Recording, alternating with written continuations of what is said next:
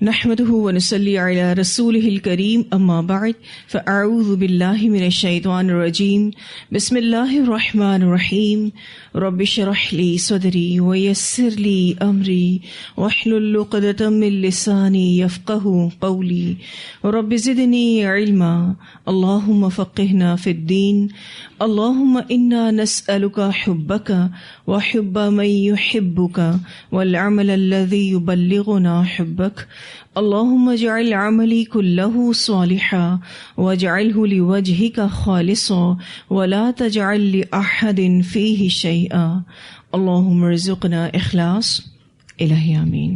رب اجعلني مقيم الصلاة ومن ذريتي ربنا وتقبل دعاء ربنا اغفر لي ولوالدي وللمؤمنين يوم يقوم الحساب.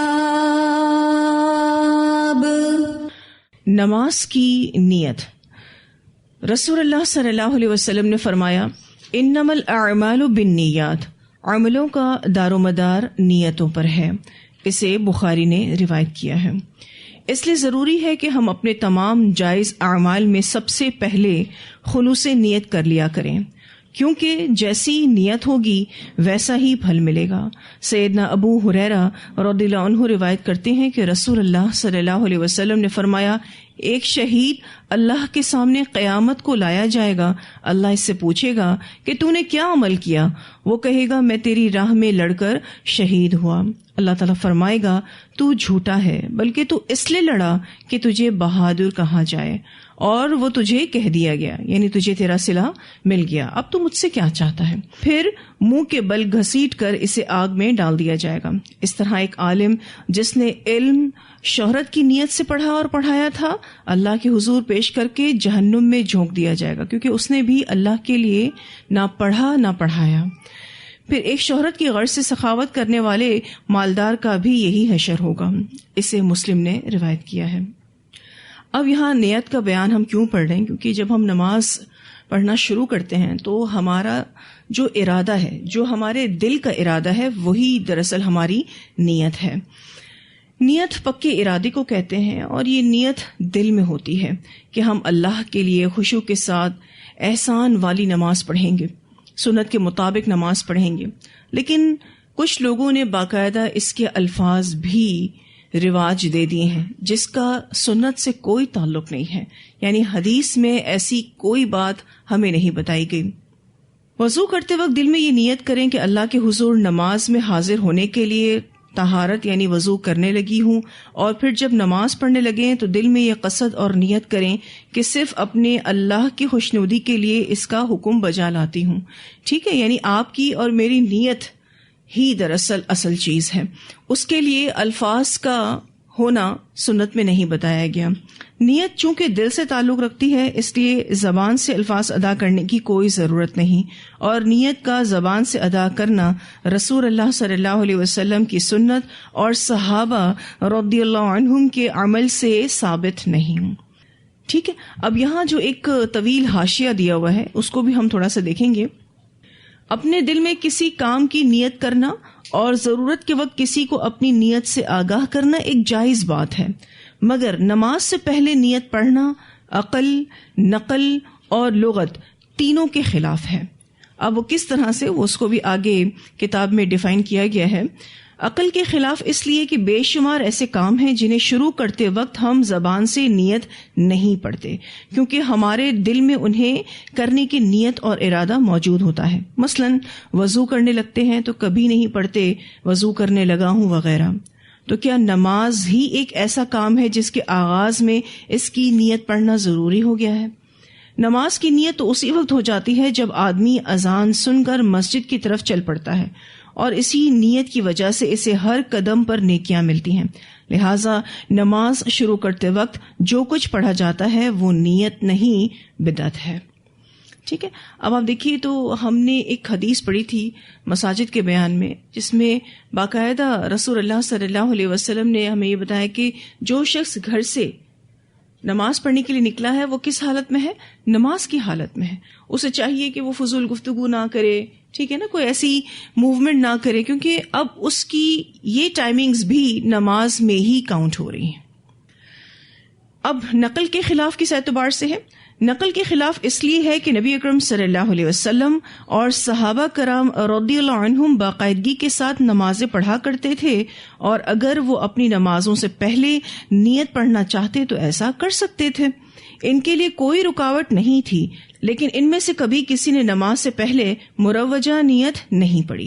اس کے برعکس وہ ہمیشہ اپنی نمازوں کا آغاز تکبیر تحریمہ یعنی اللہ اکبر سے کرتے رہے. ثابت ہوا کہ نماز سے پہلے نیت نہ پڑھنا سنت ہے, یعنی جو لوگ پڑھ رہے ہیں وہ غیر مسنون عمل کر رہے ہیں, جو نہیں پڑھ رہے وہ سنت پر ہیں. نقل کسے کہتے ہیں؟ ریفرنس, ٹھیک ہے. نقلی دلیل یعنی ریٹن فارم میں جو دلیل ہوتی ہے اس کو نقل کہتے ہیں. لغت کے اس لیے خلاف ہے کہ نیت عربی زبان کا لفظ ہے, عربی میں اس کا معنی ارادہ ہے, اور ارادہ دل سے کیا جاتا ہے, زبان سے نہیں. بالکل اسی طرح جیسے دیکھا آنکھ سے جاتا ہے, پاؤں سے نہیں. دوسرے لفظوں میں نیت دل سے کی جاتی ہے, زبان سے پڑھی نہیں جاتی. خیر یہ بات انہوں نے یہاں لکھ دی ہے. ہمارے لیے تو اتنا ہی کافی ہے کہ رسول اللہ صلی اللہ علیہ وسلم نے ایسا نہیں کیا, اور کسی دلیل کی تو ہمیں ضرورت ہونی ہی نہیں چاہیے. بعض لوگ روزہ رکھنے کی دعا, حج کے تلبیہ اور نکاح میں ایجاب و قبول سے نماز والی مروجہ نیت ثابت کرنے کی کوشش کرتے ہیں. عرض یہ ہے کہ روزہ رکھنے کی دعا والی حدیث ضعیف ہے, لہٰذا حجت نہیں. ٹھیک ہے, پہلی بات تو یہیں ختم ہو گئی. حج کا تلبیہ صحیح حدیثوں سے ثابت ہے, وہ نبی اکرم صلی اللہ علیہ وسلم کی پیروی میں کہنا ضروری ہے, اور اس کی حیثیت نماز کی تکبیر تحریمہ جیسی ہے. تکبیر تحریمہ نماز کے شروع میں کہی جاتی ہے, اسی طرح تلبیہ حج مناسک حج کے شروع میں پڑھا جاتا ہے. ٹھیک ہے, جیسے آپ اللہ اکبر کہہ کے نماز شروع کرتے ہیں نا, ویسے ہی تلبیہ پڑھ کر حج شروع کیا جاتا ہے. تو تلبیہ کی حیثیت کیا ہے؟ تکبیر تحریمہ کی سی ہے, مگر نماز والی مروجہ نیت کسی حدیث میں وارد نہیں ہوئی. رہ گیا نکاح میں ایجاب و قبول کا مسئلہ. چونکہ نکاح کا تعلق حقوق العباد سے بھی ہے, اور حقوق العباد میں محض نیت سے نہیں بلکہ اقرار, تحریر اور گواہی سے معاملات طے پاتے ہیں. جبکہ نماز میں تو بندہ اپنے رب کے حضور کھڑا ہوتا ہے جو تمام نیتوں کو خوب جاننے والا ہے. پھر وہاں نیت پڑھنے کا کیا تک بنتا ہے یا کیا سینس بنتا ہے؟ اسی لیے اہل اسلام سے گزارش ہے کہ وہ اس بدعت سے نجات پائیں اور سنت کے مطابق نماز شروع کر کے رسول اللہ صلی اللہ علیہ وسلم سے محبت کا ثبوت دیں. یہ پورا ایک فہم اس کتاب کے جو عالم ہیں انہوں نے شیئر کیا ہے. اور جیسا کہ میں آپ سے ابھی یہ کہہ رہی تھی کہ جو بھی طریقہ کار سنت سے ثابت نہیں ہے, نماز سے ریلیٹڈ ہو یا دیگر کسی بھی عبادت سے ریلیٹڈ ہو, وہ ہمارے لیے اسی لیے ایکسیپٹیبل نہیں ہے کیونکہ اللہ تعالیٰ نے فرمایا ہے کہ جو بھی عمل سنت کے خلاف ہوگا وہ مردود ہے, یعنی اللہ اس کو ریجیکٹ کر دیں گے. اب آپ دیکھیے کہ یہ نیتوں کا معاملہ بچپن سے کس طرح سے سکھایا جاتا ہے. باقاعدہ ہمیں نیت کے الفاظ سکھائے جاتے ہیں کہ جی ظہر کے 4 رکعت ہم پڑھنے جا رہے ہیں, اور ہمارا منہ قبلے کی طرف واسطے اللہ کے کچھ اس طرح کے آگے پیچھے الفاظ ہوتے ہیں. جو اردو بولنے والے ہیں وہ اردو میں نیت کرتے ہیں, جو پنجابی بولنے والے ہیں وہ پنجابی میں نیت کرتے ہیں, اور دیگر زبانوں کو بولنے والے اپنی اپنی زبانوں میں نیت کرتے ہیں, حالانکہ پوری نماز عربی میں ہے. اسی لیے اگر ہم ایک یہ دلیل بھی لیں کہ جب پوری نماز عربی میں ہے تو آبویسلی نیت کے الفاظ بھی عربی میں ہی ہونے چاہیے, لیکن ایسی کوئی چیز رسول اللہ صلی اللہ علیہ وسلم نے نہیں بتائی. اگر یہ اتنی امپورٹنٹ تھی تو کیا رسول اللہ صلی اللہ علیہ وسلم نعوذ باللہ بتانا بھول گئے؟ ایسا نہیں ہے, آپ پر تو دین کو مکمل کر دیا گیا, لیکن لوگوں نے اپنی مرضی سے جو چیز شامل کی ہیں اس چیز کے ساتھ وہ اتنا کانفیڈنس فیل کرواتے ہیں کہ لگتا ہے جیسے ریفرنس میں یہ چیز موجود ہے, حدیث میں یہ چیز موجود ہے, حالانکہ ایسا کچھ بھی نہیں ہے. اسی لیے اگر اب تک ہم میں سے کوئی بھی نیت کر رہا تھا تو وہ فوری طور پر اس کو چھوڑ دیں, اور اگر آپ کو کوئی ایسا شخص ملے جو نیت اس طرح سے الفاظوں سے ادا کر رہا ہو تو اس کی بھی اصلاح کرنے کی کوشش کریں. اس کو تھوڑا سا آپ پیار سے سمجھائیں, مدلل بات کریں تو انشاءاللہ لوگ سنتے ہیں. اور واقعی ان کی دماغ کی گھنٹی اس وقت بجتی ہے کہ ہاں پوری نماز تو عربی میں ہے، کیوں ہم نیت اپنی اپنی زبانوں میں کر رہے ہیں. ٹھیک ہے. اب آگے دیکھیں کیا لکھا ہے. امام ابن تیمیہ رحمہ اللہ فرماتے ہیں کہ الفاظ سے نیت کرنا علماء مسلمین میں سے کسی کے نزدیک بھی مشروع نہیں. مشروع کسے کہتے ہیں؟ شریعت، یعنی شریعت سے ثابت نہیں ہے. رسول اللہ صلی اللہ علیہ وسلم، آپ کے خلفائے راشدین اور دیگر صحابہ کرام رضی اللہ عنہم نے، اور نہ ہی اس امت کے سلف اور ائمہ میں سے کسی نے الفاظ سے نیت کی.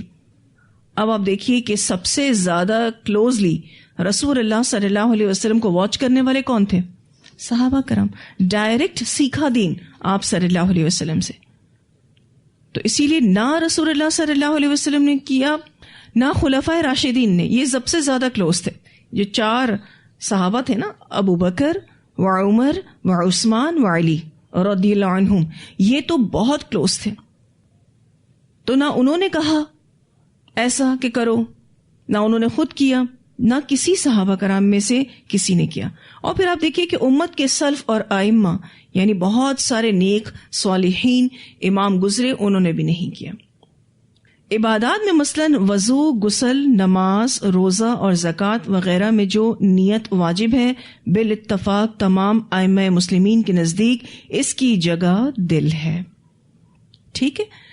تو انشاءاللہ یہ بات اچھے سے واضح ہوگی کہ آپ نیت کے کوئی الفاظ شریعت میں نہیں پاتے. ٹھیک ہے نا. جو بھی ہمارے دل کا ارادہ ہے وہی نیت ہے. حافظ ابن قیم اسے بدعت کہتے ہیں، یعنی جن جن لوگوں نے بھی اس طرح کی نیتیں بنائی ہوئی ہیں وہ کیا کر رہے ہیں؟ بدعت کر رہے ہیں. کیونکہ سنت کا اپوزٹ کیا ہے؟ بدعت ہے. قیام. سیدنا عمران بن حسین رضی اللہ تعالیٰ عنہ بیان کرتے ہیں کہ مجھے بواسیر کی تکلیف تھی. نبی اکرم صلی اللہ علیہ وسلم نے فرمایا، صلی قائما فإن لم تستطع فقاعدا فإن لم تستطع فعلى جنب. کھڑے ہو کر نماز ادا کرو، اگر طاقت نہ ہو تو بیٹھ کر، اگر بیٹھ کر ادا کرنے کی بھی طاقت نہ ہو تو لیٹ کر، یعنی نماز ادا کرو. اسے بخاری نے روایت کیا ہے. اس حدیث سے کیا پتہ چلتا ہے کہ استطاعت کے باوجود بیٹھ کر نماز ادا کرنا جائز نہیں ہے، اور یہ قرآن کے بھی خلاف ہے. قرآن میں یہ آتا ہے وَقُومُوا لِلَّهِ قَانِتِينَ، سورۃ البقرہ کی آیت نمبر 238. اللہ تعالیٰ فرماتے ہیں اور اللہ کے لیے باادب کھڑے ہوا کرو.